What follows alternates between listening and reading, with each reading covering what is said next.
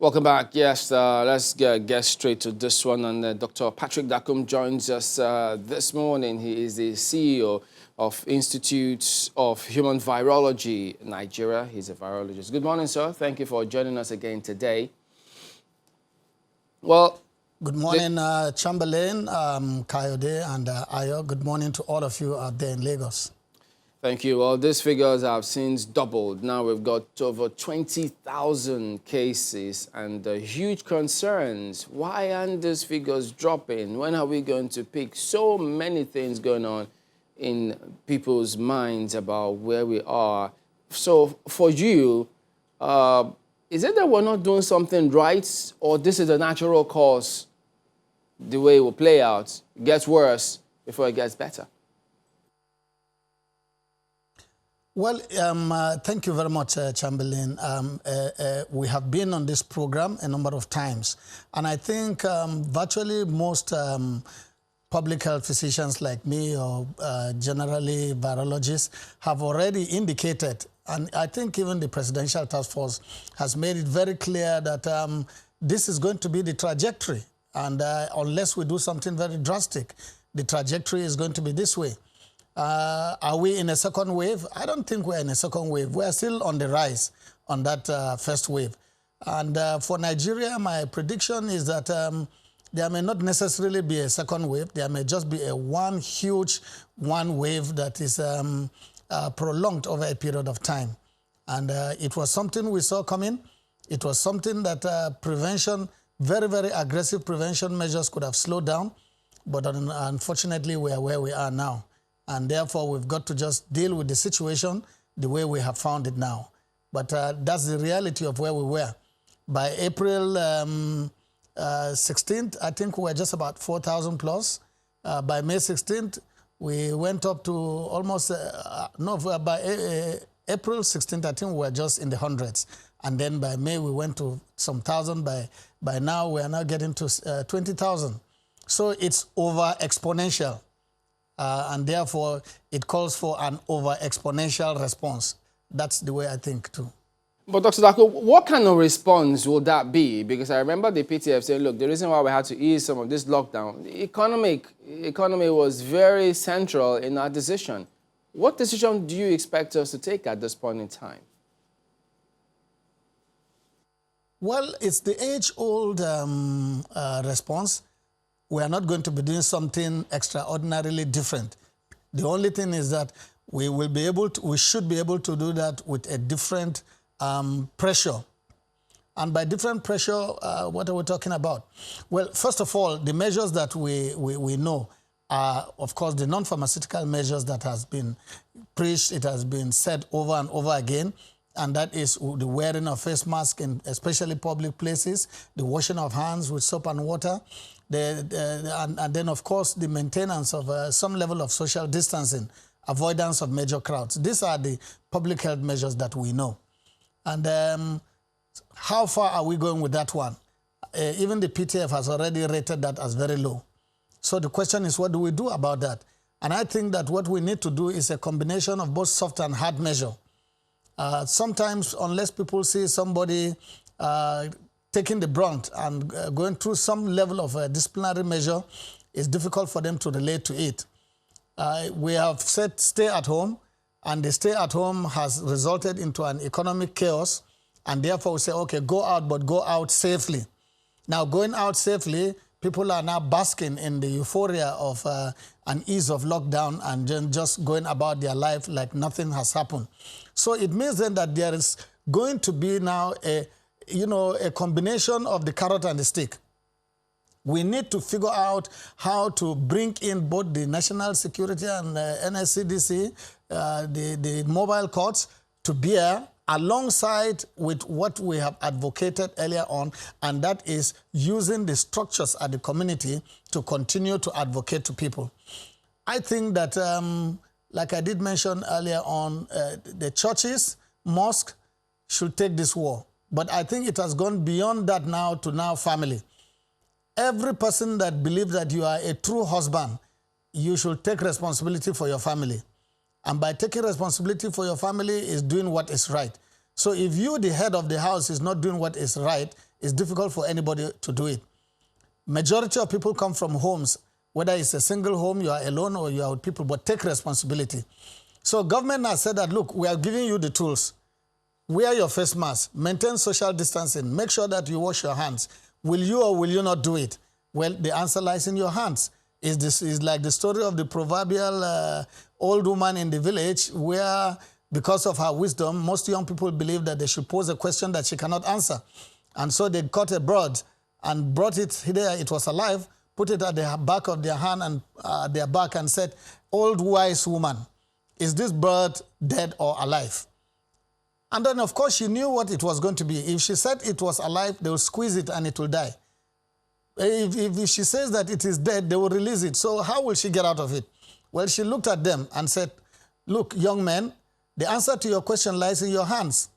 And so for me, I throw it back to individual in communities. Will we survive the COVID pandemic or not? Well, for you family heads and for you community heads, for you religious heads, the answer is in your hands. Offices should do what they should do. The different workplaces should do what they should do. But then the answer lies in our hands. The other leg of it, like we have mentioned, is the need to deliberately now, state governments take responsibility for aggressive testing.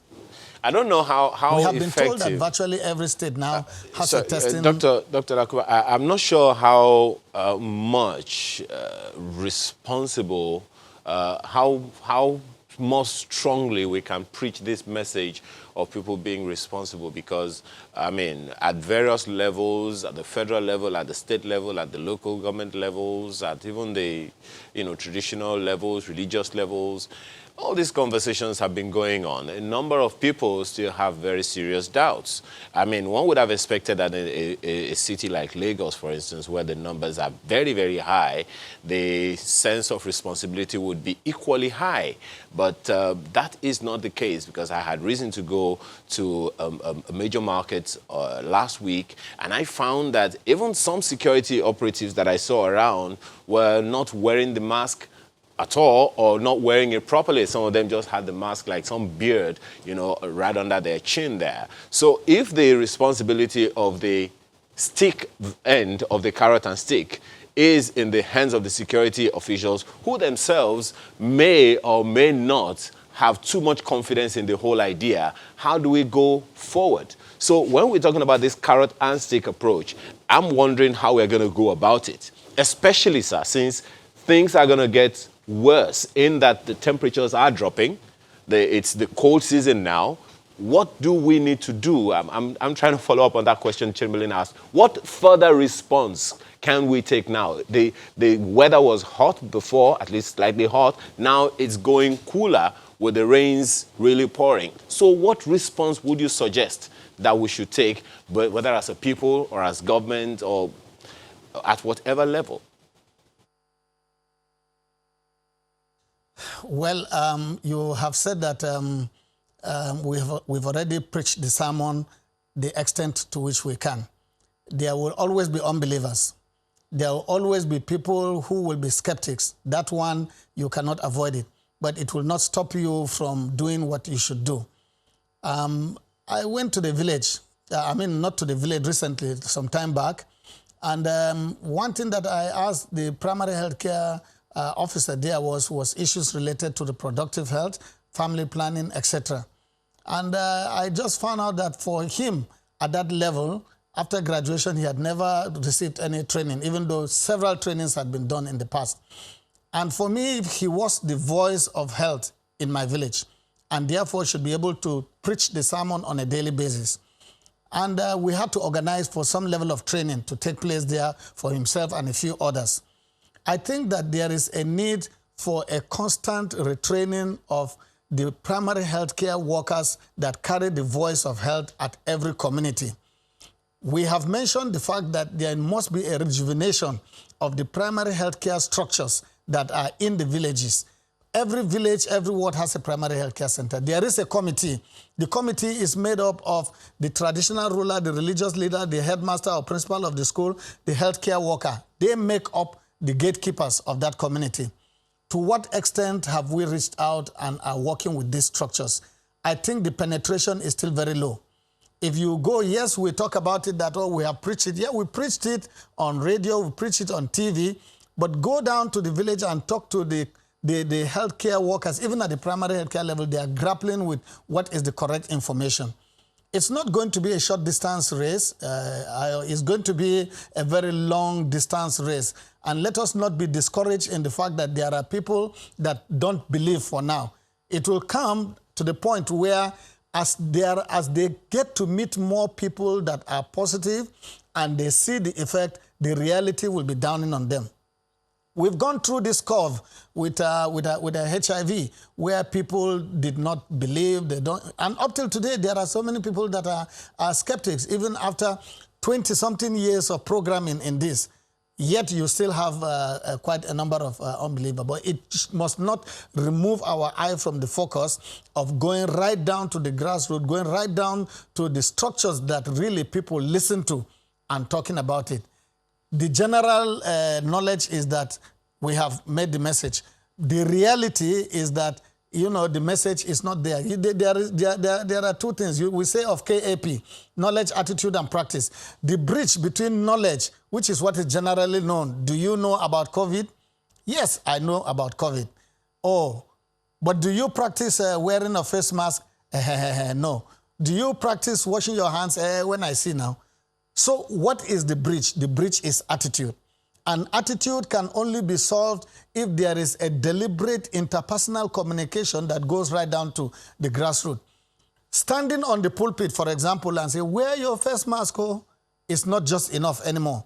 But the message must go down to the little subgroups and the reasoning, why is it that you people are worrying us on this matter, is not true. Somebody debunks the myth and it goes on. So yes, on the surface, we have gone, you can say knowledge is high, but practice is extremely low.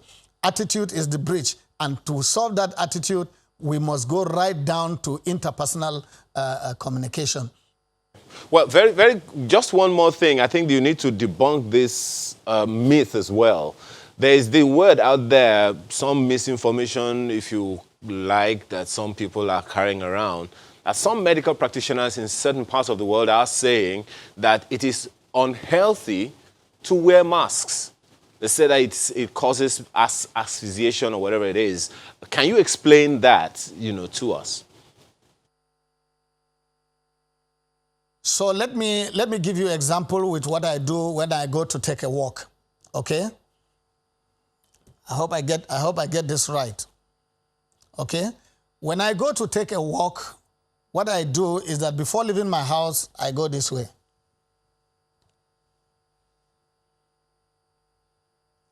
When I step out of my house, I am walking, and far ahead there, I see two other people that are coming. I see the street very clear. There is nobody coming left, right, and center. I go this way, and I take my mask down. And when I do that, I'm able to breathe, and I move around. Immediately, I notice that there are people coming, or I approach where I live. There's a place where you have all these Kekenape people gathered. As I see them far away, I put on my mask back. And if I see a number of people walking by the side, I put it on. The idea is that I do not want a situation whereby I will enter their breath space. Whether they are symptomatic or not, they can transmit if they have. And I do not want to take that slight chance of doing that. When now I'm sitting down there, your cameraman is several feet away from me, and I do not have to put on the mask. I'm breathing freely. But when I go to a place where there are people sitting not too far from me, I put it on. Okay? So I do not think that you should put on the mask and then have the mask there 24/7. The only other time, of course, is when I go into gathering. Well, because of my age, I don't go to the church service, even though the church has opened. But if I'm going to go there, where even with the social distancing, I'll put my face mask on. When people are far away from me, I take it down to get some air. But you must be very, very cautious, because we know that this virus is highly infectious.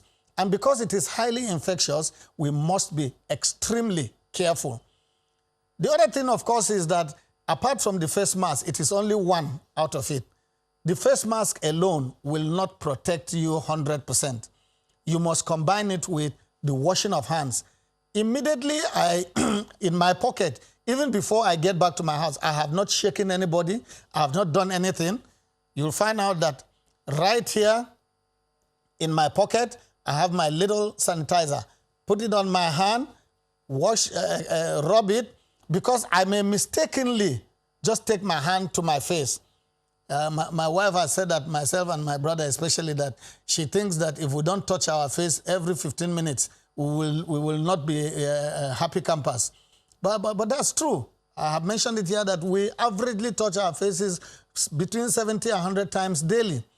So I now rub my hand and I take personal responsibility. So everything that I need to do, I do. I tell my household also what to do. My community, what we have done is we provided the face mask in my village. It's called the Mupun Cultural Development Association. We all came together. Somebody brought 500 naira, 1,000 naira, 10,000 naira. I think we gathered close to almost 1 million.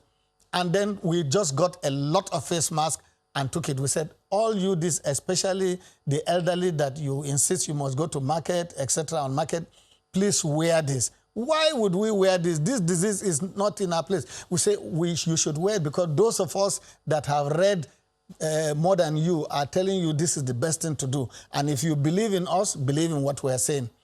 So we do all of this. And I think everybody should take responsibility. Let's not give up. We have gotten to the point where people are exasperated. You drive around, you see nobody wearing a mask, nobody doing anything like social distancing, and the tendency is for us to give up. But my message is that do not give up. Do not give up. As more and more people who should do the right thing, do the right thing, and as our leaders take responsibility, they will.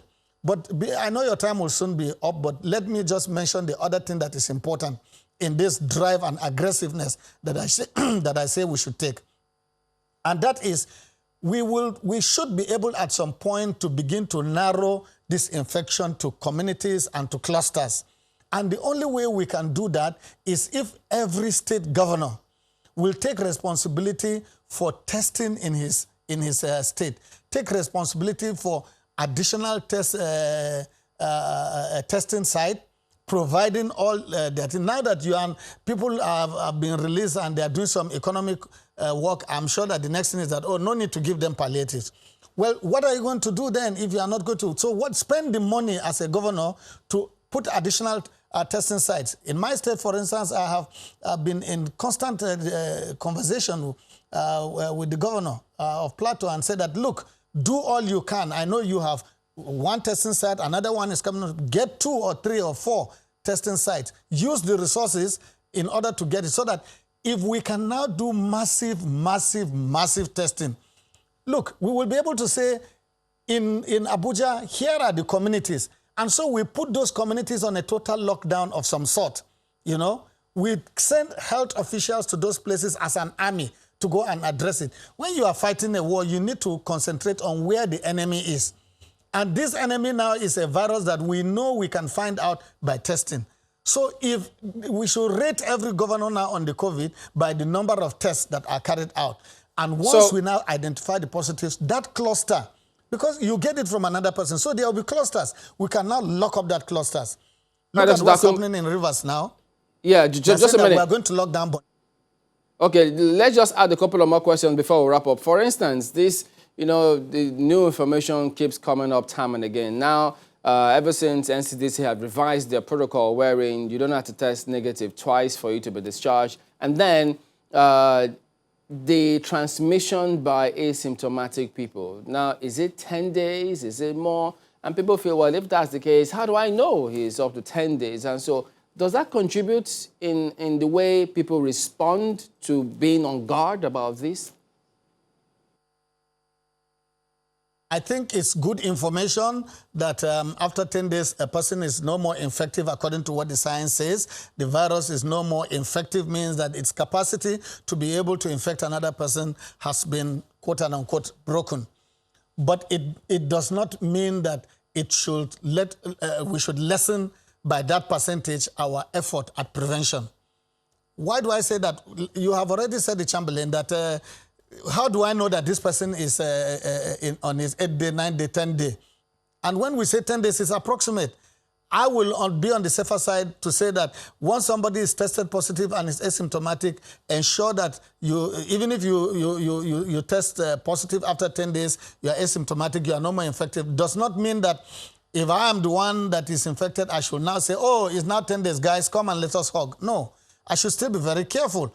I should now dovetail back into what any other person in the community should do. Yes, it is good that the person is no more infective, even though it's positive, and therefore it will release and reduce the bed space pressure for those that needed to be on admission. But it does not and should not reduce the level of preventive measures that we should be taking. Remember that we said that we will only get to where we want when we get to get a vaccine, and that is like a year and a half or two away. So my advice is that please do everything that you can. Work with your community, work with your worship center, whether it's a mosque or a church or your village. Do something, but don't just do nothing.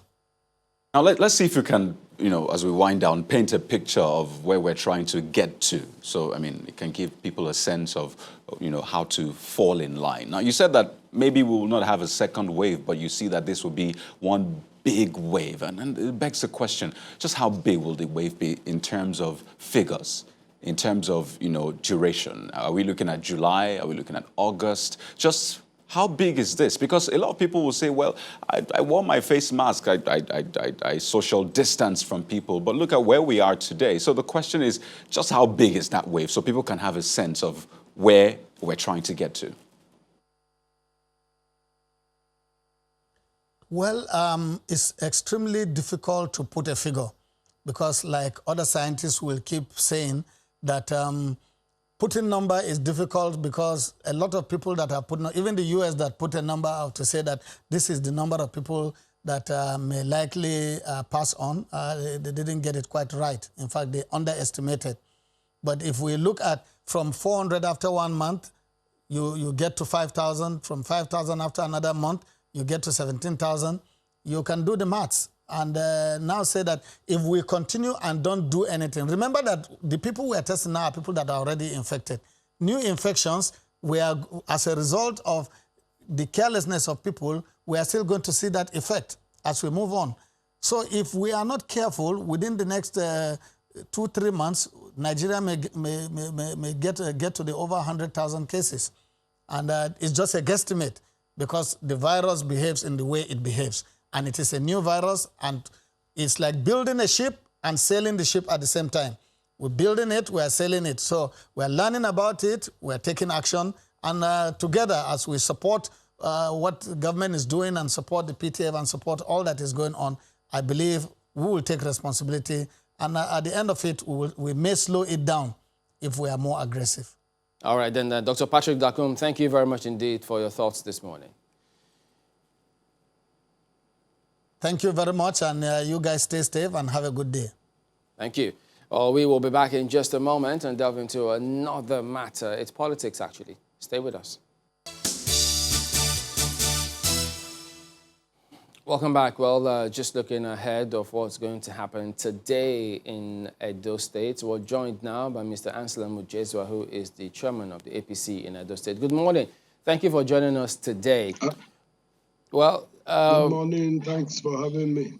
Okay, well, at the moment, the APC is saying that they are going to go ahead with the primaries. So what is the mood there at the moment now? Because, I mean, previously you had said, no, that is not the case. Are you maintaining your grounds on that?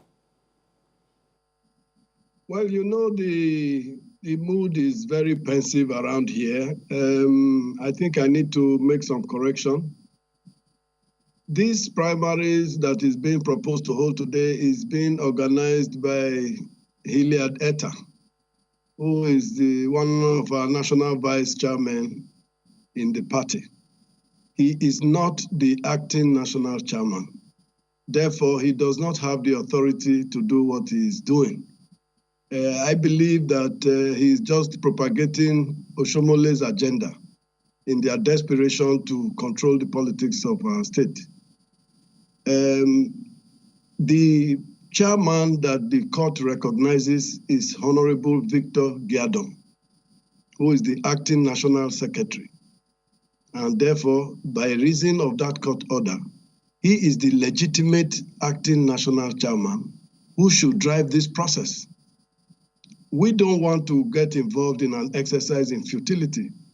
He has even written to me to that effect, that he did not authorize the committee, nor did he inaugurate that committee.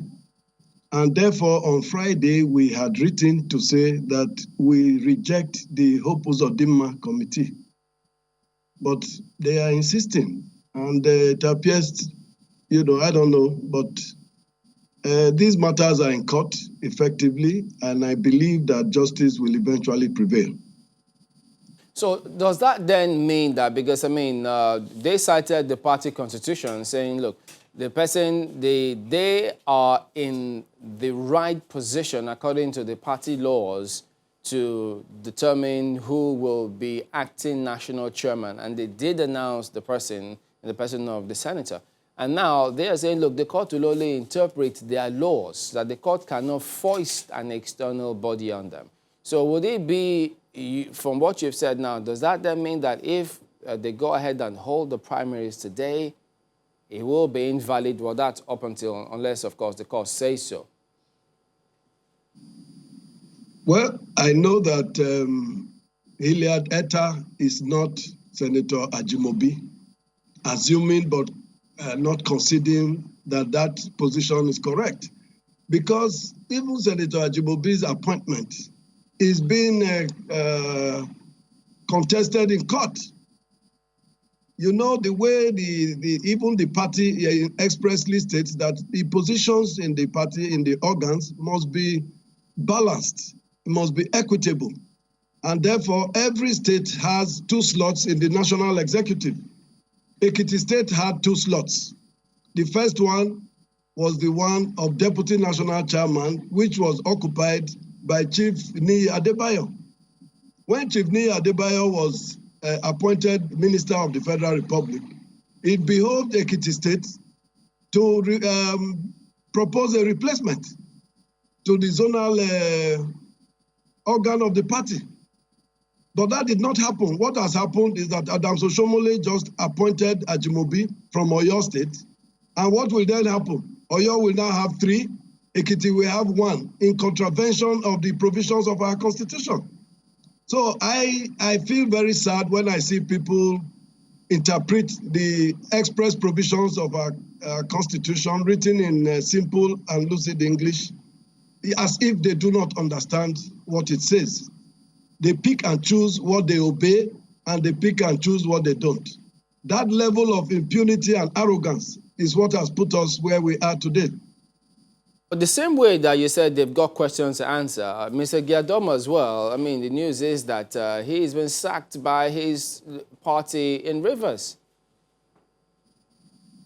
Well, you know, when things get degenerate to this level, all kinds of things begin to happen. There's also the court order, which one of your party members now, you referenced, Mr. Hilliard Etta, he referenced that the party actually declared that Mr. Giadom is not a part or a member of the NWC. So how do you respond to that also? You know, the court from which they obtained that order is not an appellate court from the one that Giadom got his own. And any lawyer will tell you that where you have 2 conflicting court orders of the same jurisdiction, then the first in time takes precedent. Giadom obtained his order sometime in March. This one was, if you like, perhaps obtained by way of forum shopping. You never know. But if you have an order in March and another order from a court that is not an appellate court or a superior court in June, then of course the one in March will take precedent. So, the way things are going right now, this section in the party says, well, this certain person is in charge. You say, well, clearly this person is not in charge. And there's meant to be primaries today, which you say will not eventually, be legal. At the rate things are going, Mr. Ojezuwa, you do understand that there is a chance that the APC will not field a candidate in the coming elections? Very sadly, we have presented ourselves to Nigerians like a political party that will not learn from its own mistakes or even its own experience. You would have thought that with our experience in Zamfara and a few other states that we have lost, you would have thought that by now we would have been born again. But we are traveling the same road, the same attitude, the same impunity, the same disregard for court orders, disregard for our constitution. How do we expect to benefit from all that? This is my worry. And we have been, complaining for over 1 year, trying to draw attention to the anomalies that are taking place in the National Secretariat by an individual. An individual officer cannot be superior to the constitution of the party. I have said it times without number, that the supremacy of the party is embedded in the provisions of the Constitution. And so long as you disregard the Constitution, then the party supremacy is being turned upside down. And when that happens, what you are seeing now is what you will see. I am very, very much afraid for our party. You are concerned about Edo State. I am concerned about the existence of the party. For instance, the comedy that is playing out at the national headquarters, none of those who are angling for the position of acting national chairman is from Edo State. It's just a symptom of what is going on in that place. Something has to give. If I had the choice, I would say that the leadership of the party should immediately convene the National Executive Committee to arrest this slide. We are in a very serious, precarious situation. That the INEC has given a deadline saying that, by the end of this week, these primaries have to be conducted and the names given to INEC, I think, on the 29th of this month. So time is really of the essence. But, when I asked if you see the possibility of APC not fielding a candidate, are you saying that you don't mind that APC won't field a candidate just so this can be resolved? Or you'd rather have the APC or save some face somehow and resolve this, field a candidate and then maybe resolve these issues? Which side do you belong? How can you say I don't mind? I'm the state chairman of APC. I mind. We have been worried. But are we going to sacrifice the rules of our party for the impunity of an individual simply because we must get a candidate? If we want to get a candidate, let us do it right. That's what we're saying. All they have to do is just go back to the right things and get it done. And time is running out, like you said. We had sufficient notice. Organizing a NEC, as you have suggested, going through the process, bringing all the parties together, do you think you can achieve that in just about 4 days? It's up to them. It's a matter of attitude. All we have to do, go back. For instance, Edo State APC, we chose indirect mode as the mode. Adams Oshomole insisted on direct, and he has to have his way. It is not right in a democratic setting. We cannot sacrifice our rights. No, we will not. Now, Let when us you do say, it right. Every other state had their way. Kaduna State had indirect because that is what they chose. Even Kogi recently, they had their way because they chose indirect. Why will Edo State be denied? Now, you've talked about the need to resolve the issues at the national level of the APC, your party.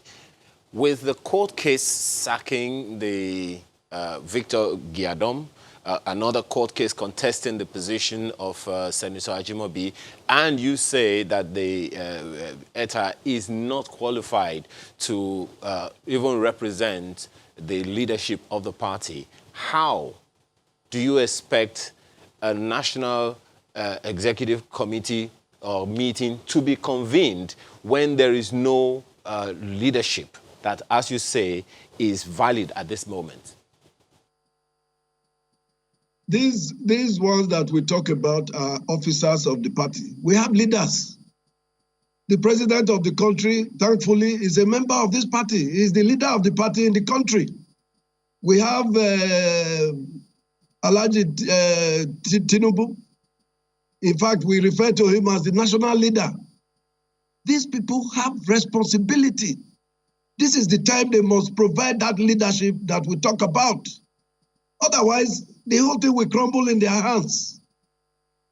For you, where They you have to stand. come up and be counted. This is Okay. All right. Stand on this matter. What really are the issues? Because some would say, just as you have indicated, your fears are valid, because some would also argue that it's the same thing that happened to the People's Democratic Party that made them lose the government at the center. So for you, what are the issues that have to be resolved, starting with these Edo elections? The main issue is the inability of our national chairman to obey the simple rules contained in the Constitution. His inability to obey court orders, his impunity, his arrogance. These things they don't count when you are running a political party of a national stature. You cannot have your way all the time. You must give way to the collective. This is it.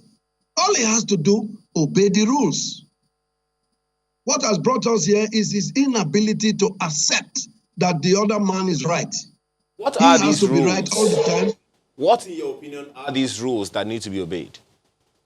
It cannot be.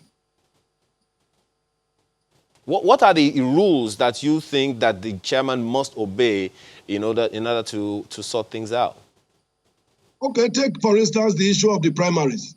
In August 2018, the National Executive Committee approved that the mode of primaries to be conducted in a state shall be determined by the state itself, which determination they will convey to the National Working Committee, who are obliged to conduct it accordingly in that respect. We have done so, but it has been ignored.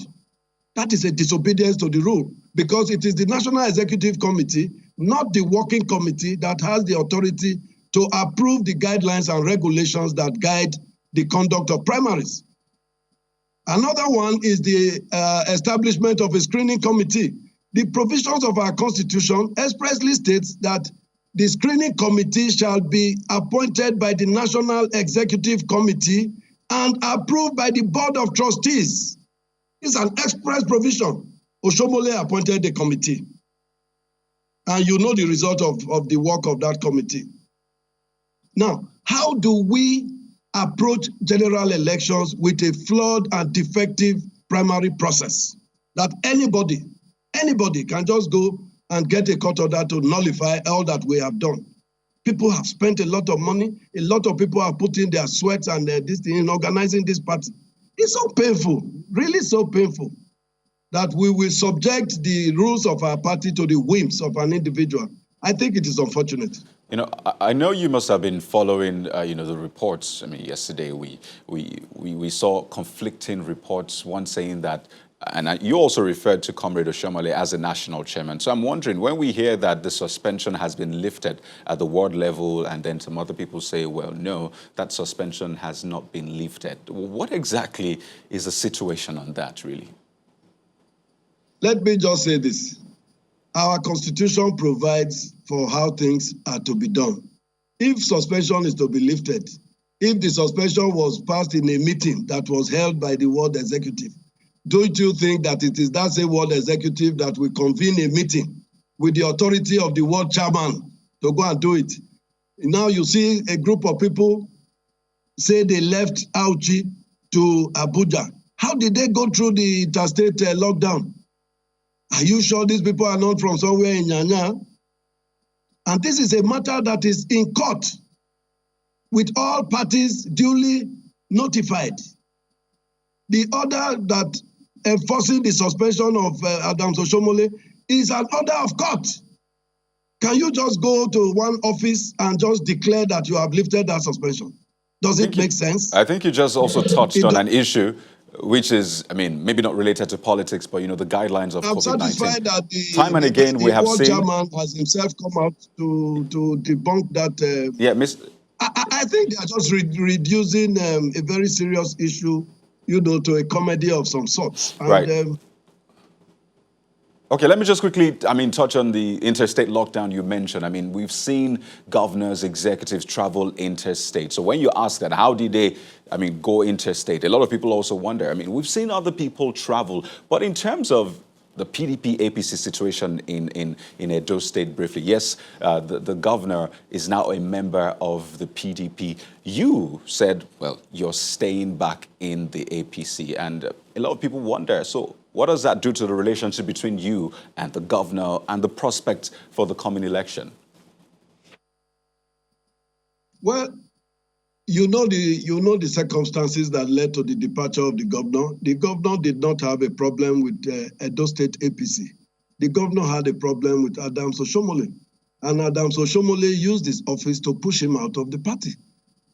In all moral and legal ways, I don't see how anybody will grudge him for moving to find his own destiny in his own hands.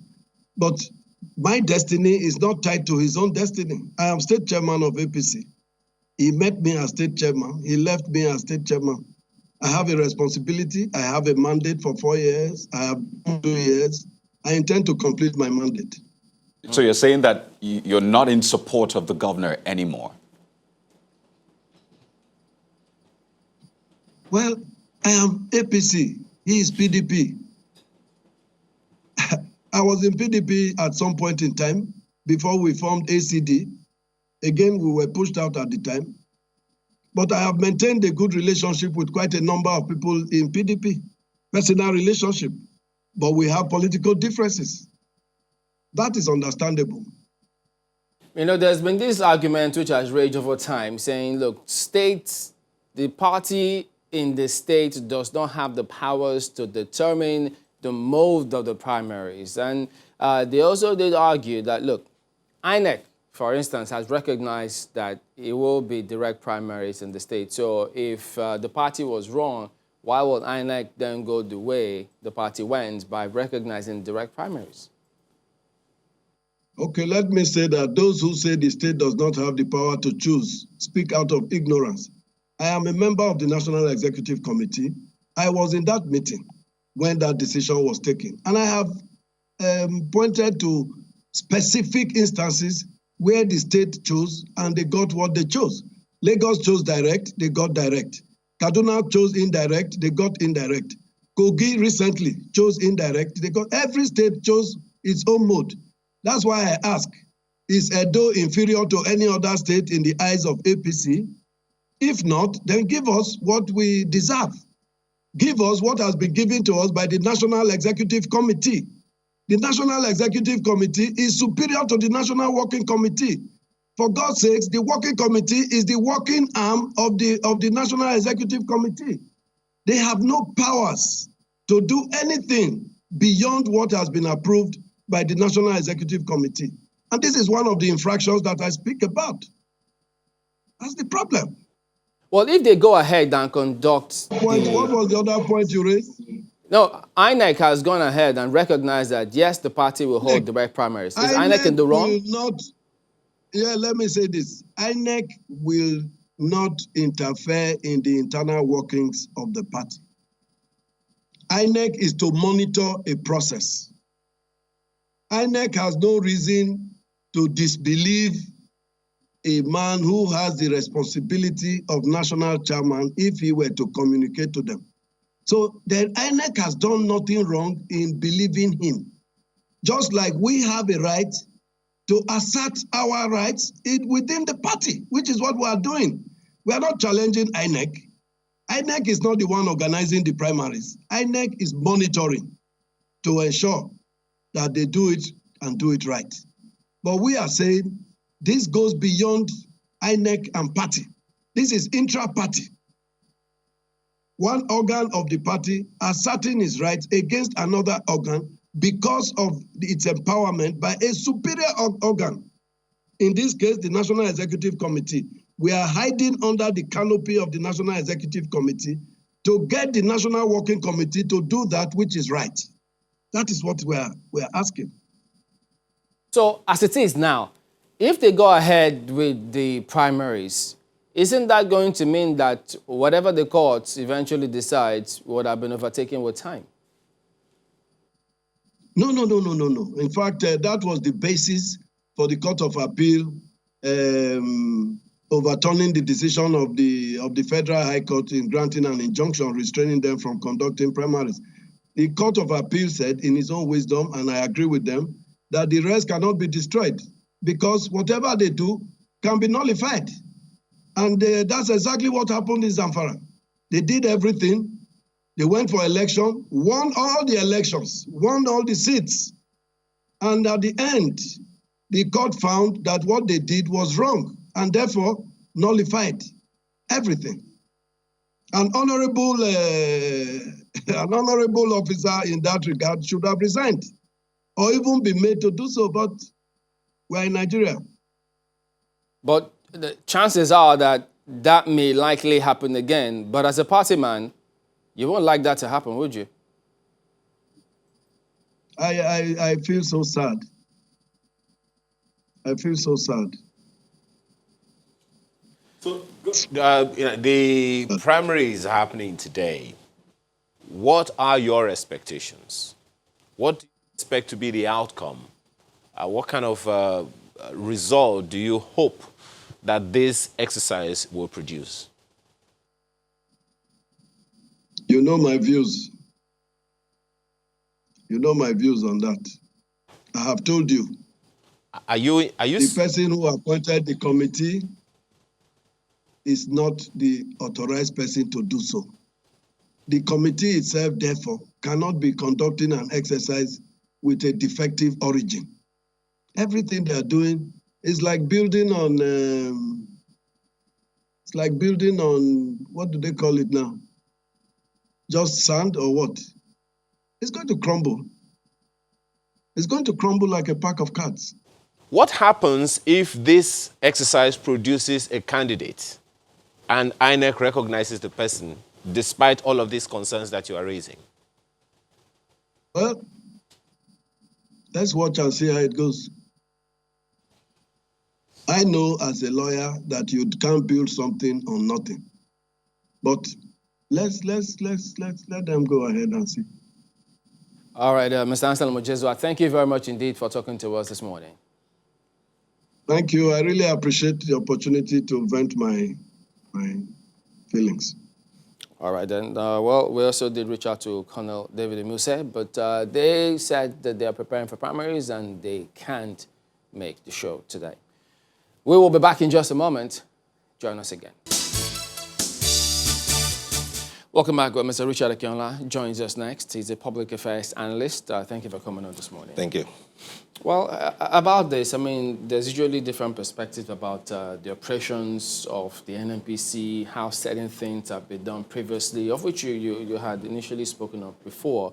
But about this particular report, I mean, what has changed? Why do you seem to have a change of heart about this recent 2018 financial auditor report?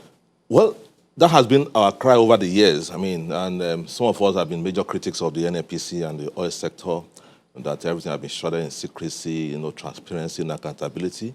And I recall that when this new GMD came in, and I was one of the people that challenged him that, well, I hope it will make a difference because, I mean, all the things we have been seeing in the past, I mean, fell on deaf ears. So that I hope you throw open the accounts of NNPC because the previous GMDs, they go to the Senate, I mean, public hearings, that have been no audited account and the rest of it. So, and I threw that challenge. So, and interestingly, and I was pleasantly surprised that a year after that the GMD came out with an audited report for 2018, which I think was something that's quite commendable. And because, I mean, if some of us who have been, quite critical of the industry over the years that for lack of accountability and transparency and something of this nature comes in. So I think it's only, reasonable for us to applaud that kind of initiative, which is quite commendable. 43 years after, Yeah. are you comforted that it's coming up now? Sorry? Oh, yes, sure. I mean, because for the first time, I mean, I'm pleasantly surprised because even when I challenged him a year ago, I didn't expect. I mean, I just felt, well, it's just one of those things that when the man promised, okay, he will do something. And I felt, well, it was just the usual talk. But for the first time for 3 years, I mean, that's something commendable, which is, I mean, I'm pleasantly surprised. What do you hope that this report will achieve in the industry? Well, it's engender public confidence in the industry, particularly in the NNPC, because, I mean, over the years, I mean, a number of us, many people have seen NNPC as bedrock, a cesspit of corruption. I mean, everything is shrouded in secrecy. But with this new auditor report, I mean, it will engender public confidence that, I mean, transparency and accountability is, I mean, uppermost in the agenda of the current the people in charge of the running of the NNPC. But there are many who will still look at that and think, well, they're not exactly sure if that will achieve that particular purpose, because if they look at some of those particular details, I mean, yes, it's a huge report. Yeah. We can't even scratch the surface in just Yes. these few minutes. They think, look, that there are more questions for us to answer. Functioning at this best capacity is not even being achieved at the moment. Well, I think that'll be the starting point. Because the fact that this report is not now made public, that will even engender, I mean, a public discussion on this and dissect every aspect of the report.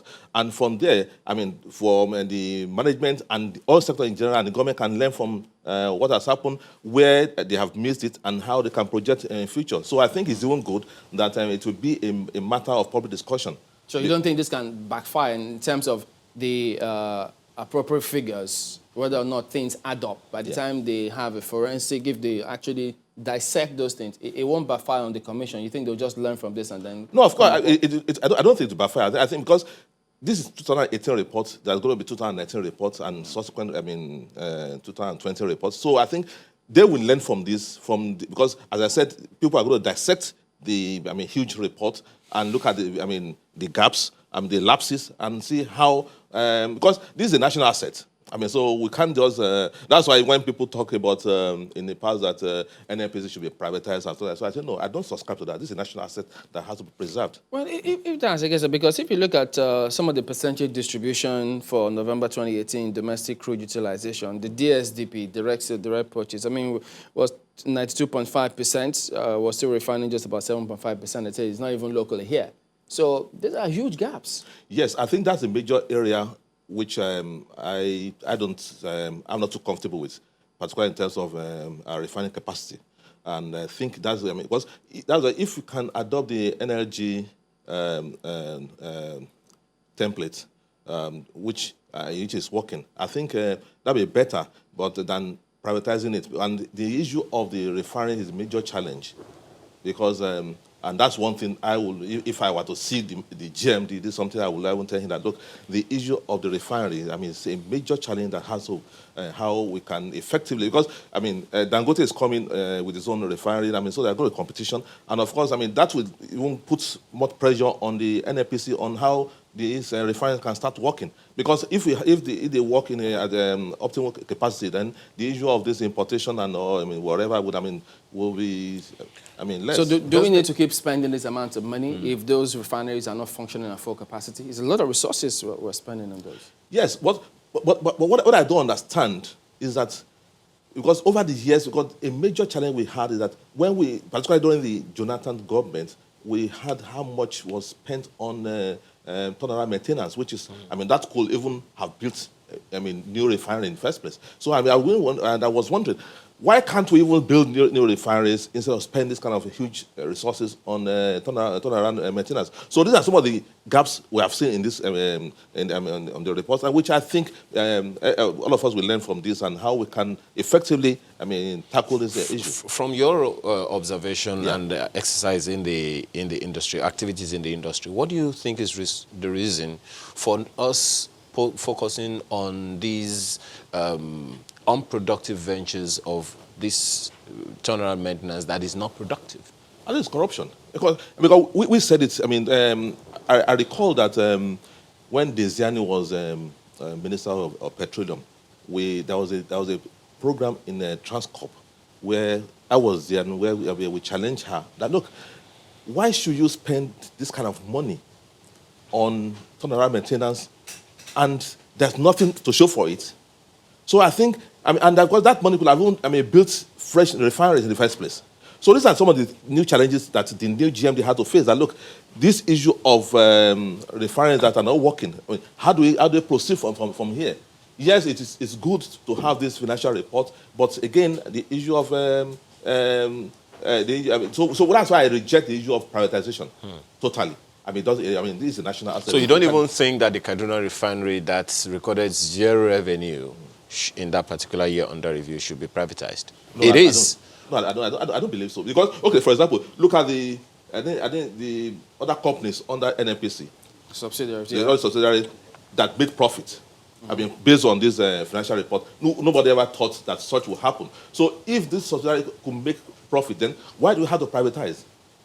No, I'm talking about this particular one. This one The refinery that's recorded, according to the report, zero revenue. Yeah. And three other refineries, combined three refineries that recorded losses of $154 million or something like that. You don't think that we should do something? What do you think we should do about it? I don't think so, because take for example... So what should we do about them? No, I think it's a matter of, fixing these refineries and make sure... We've been talking about this for years, Mr. Kela. Yes. For years, for decades at that. Yes. And nothing has happened so far. So Because, why should we keep spending money on it? If you look at NEPA, for example, and how NEPA was privatized and sold to these discos that they don't have the capacity to handle it, that's the challenge we have. So but we have another example of the telecom sector that is working very well, Precisely. even in the privatization. So precisely, telecom work very well, but in the case of NNPC, it's a different ballgame. It's a humongous. Maybe not all of them. For instance, the 20 subsidiaries have their reports individually, no consolidated document. Is that something of significance? Yes, because there are different entities anyway. Okay. So of course they will have their own different. But there is an NNPC. Yes.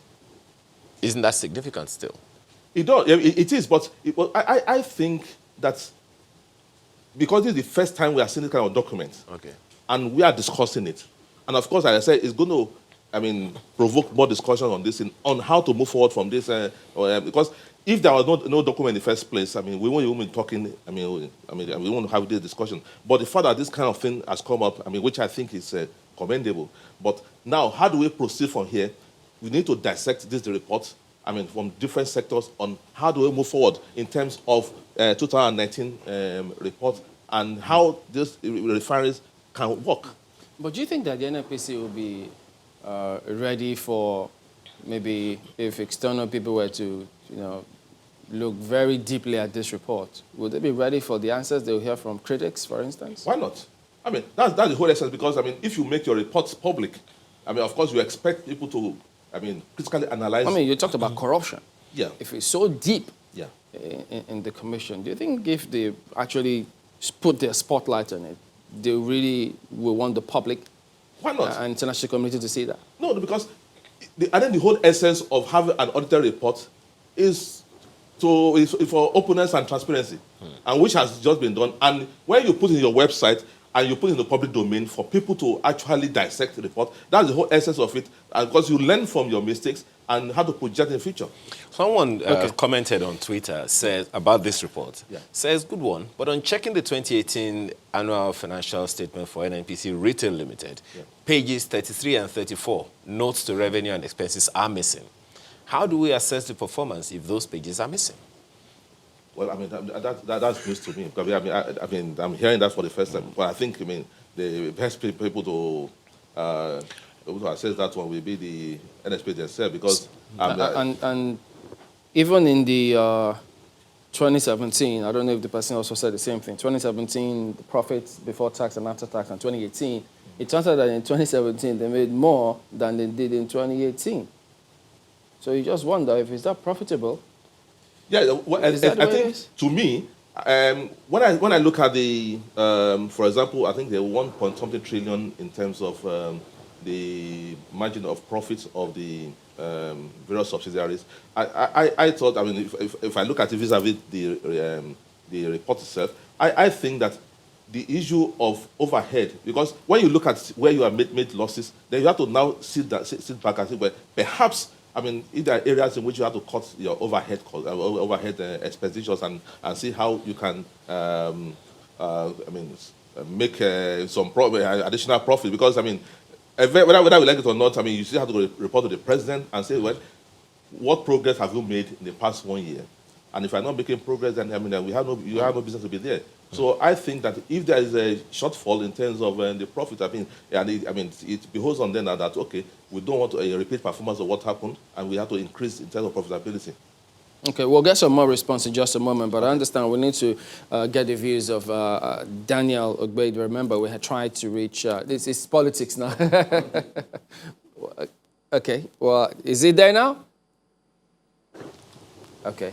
I understand it's not set yet, so they're going to hold the primaries. Would it be okay to task the CSOs in the sector about a critical review of this document? I was going to suggest that, because one major gap in the administration of NNPC is that they overlook the roles of the CSOs, and that over time the CSOs have done lots of work in terms of the strategic industry, area. And if you can, that's one thing I would go suggest to the GMD, if you can interface with the CSO, periodically, because you would look at, because the CSO have done so much work in this area. So if you interface with the CSO, on a periodic basis, a number of these gaps that you have just highlighted, will be addressed. No doubt about it. So you're suggesting it will be a good idea to get forensic accountants to a table and let them have a heart-to-heart discussion about this report, so they can get true feedback from the professionals in that field. Exactly, precisely. And what, going forward, you mentioned some work that CSOs in this sector have done. How significant are the gaps that you have noticed from the work that the CSOs have done? How significant are those gaps that you have noticed in the sector? The major challenge is one you mentioned earlier, that particularly on the issue of refineries. That when you look at how much we have expended on the refineries and how much we are getting out of it, that how do we get out of this quagmire of every time you spend so much money on refineries and you don't get anything? So that's a major challenge, and there are some reports done by some CSO on how we can get this, get it done. But of course, when some of these things are sent to the previous administration, nothing that just ends up there. But now that the new administration, feels, that in terms of openness and transparency, now okay, that's challenging the new GMD. Okay.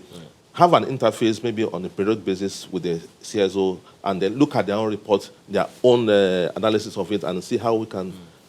What kind of work have the CSOs done about the pipeline vandalization all over the place? Well, I know there are different aspects of the CSOs, who specialize in that area, and particularly those in Niger Delta, which I'm not part of them. Okay. So, I'm aware that some reports on that aspect, particularly on the issue of vandalization, and of course we talk about the clean out and all the kind of things. There are some CSOs specialized in that area in Niger Delta. So, is there anybody doing anything about crude lifting, the exact volume of crude that is lifted and brought back into the country? Because they say, look, if you go through page 11 of that same document, the NNPC retail, it's not exactly clear the cost of the product, for instance. I recall that when the CSO protested in 2011 on this fuel subsidy thing, the major, thrust of that protest was in corruption in the oil sector. And because of that, there was these two committees, I think it's around here, and then the Ribadu committee. And when the issue that's just raised now on the issue of this crude oil came in. So I think it is necessary to go back to those reports of Ribadu committee, because the Ribadu committee that reviewed the previous committee, and when this issue of crude oil came in. So I think it will be necessary for the current administration to look into that, to study that Ribadu report on that aspect. Do you want to weigh in on it was well detailed. The Ribadu report was quite detailed on that aspect. You want to weigh in on the cost of producing a barrel here? Because currently the cost of producing a barrel of crude oil in the country is about $17, between $17 and $30, depending on the terrain of the company? Well, I think that's a major challenge in terms of how to reduce the cost of production. That's a major challenge because, I mean, if you have to look at the other variables, I mean, how do we, I mean, vis-a-vis the imported oil and the rest of it. So I think it's a major challenge because, what I don't understand, quite frankly, is that if diesel has been deregulated over time, then how come that the similar thing is not happening to, even though it's happening gradually now? I mean, that's because, I mean, the cost is going down gradually. I mean, so why, if the cost of production is reduced substantially, and well, then again, depending on what happens in international oil market. So I think these are some of the issues which we have to address in this, because as I said, it's a comprehensive thing that has to be done in terms of this report, not just, I mean, in terms of the summary. All right, well, it's really going to be very interesting, especially given the fact that the NNPC has said no more, what's that word now, on petrol? No more subsidy on petrol. Do you see that, you know, being factored into all of this? Have you accepted that in the first place that there isn't? I think the reality the reality now is that the subsidy has to leave, has to go. I mean, that's related to me. That's the reality. Even though so much opposed to it, but when you look at how much you spend every day on your subsidy, that means. You look at what has happened with this economic meltdown with COVID, and can Nigeria sustain it? That's a major challenge, because if we look at how diesel has been deregulated over the time, over the past couple of years, I mean, then we can't run away from removal of the subsidy now. Even though some of us were against it, but I think the reality has come to, I mean, stare in the face now. But what I think the oil sector, I mean, is as I said, I mean, I'm glad that, I mean, this kind of thing has happened, because it's going to engender so much of discussions, and because now you have put your accounts in the public domain. I mean, okay, I mean, which is a very good thing in terms of transparency and accountability. And I have to commend the GMD for that, and even the president, because I think the president gave him that charge when he appointed and inaugurated the new board, that we had to be very open and transparent, which I think one has to give that kudos to them for doing that. All right, Mr. Shakinla, thank you very much indeed for your time this morning. Okay, then, so we will be back and then end it up in just a moment. Stay with us. Daniel Osawege, a lawyer and member of APC in Edo State, joins us for very, very quick feedback. Well, thanks for joining us, Mr. Wege. With all of the conversations going on, all of the controversies around the APC primaries today, how is it going to progress?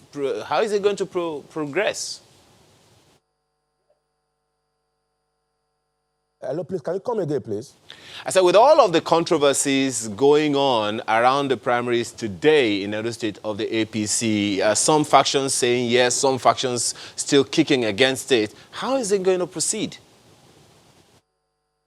No, we don't have any faction anymore in Edo APC. We are set to do our primaries today in the 192 wards in Edo State. People are already in the various centers, in the various wards, to conduct the primaries and also vote. And you will recall that we only have one aspirant at the moment, and it is just going to be mere affirmation. So later today, the results from the various wards will be heard, and will be set for the general election. You say that there are no... When you say there are no factions in the APC, especially in Edo State, we just had a conversation with Mr. Ojesua, who was saying that, well, the primaries, as far as is concerned, is nothing. It doesn't exist to him. And you still say there are no factions. So how do you factor in his own opinions? You have been following the situation. We know the game that they are trying to play. The governor of the state has already moved to the PDP. Aslam Ojesua was suspended by the party in Edo State, and it was ratified by the National Working Committee, so he cannot speak for the Edo State APC or APC anywhere in the world. We will not be deterred by their shenanigans. We know their game plan. What he's saying, he's just speaking for the governor, who didn't want us to even conduct the primaries in the first place. he went on in his desperation to try and stop us from having a smooth primaries. But, you know, we are law-abiding, and we have told our members to observe social distancing and the various regulations for the COVID-19. So we are not deterred at all. Right. Okay. We have to thank you very much, as Daniel Osabwege, lawyer and APC member in Edo State, for your time this morning. We really wish we could go on, but we're running out of time. Yeah, so there you go. That is the show today. We thank you all for watching. We'll see you again tomorrow. I'm Chamberlain Uso. I'm Kayode Okikeli. And I'm Ayo Makinde. Have a wonderful day. And Makwe? Please do take responsibility out there. The figures are rising. Thank you for watching. I'm Maukwe Ogun Yusuf.